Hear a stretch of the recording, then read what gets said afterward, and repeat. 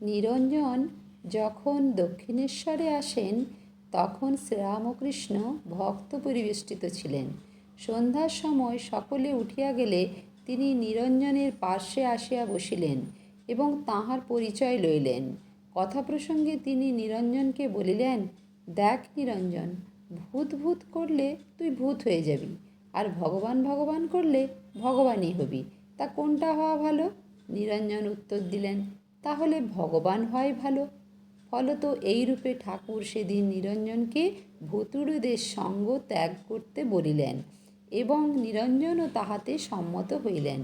এই প্রথম দর্শনের সম্বন্ধে লাটু মহারাজ বলিয়াছিলেন, নিরঞ্জন ভাই দক্ষিণেশ্বরে যেদিন প্রথম গিয়েছিল সেদিন ঠাকুর তাকে বলেছিলেন, দেখ, তুই যদি সংসারে ৯৯টি উপকার করিস আর একটা অপকার করিস তবে লোকে আর তোকে দেখতে পারবে না, কিন্তু ঈশ্বরের কাছে তুই যদি ৯৯টি অপরাধ করিস আর একটি তার প্রীতির কাজ করিস, তার হলে তিনি তোর সব অপরাধ মার্জনা করবেন।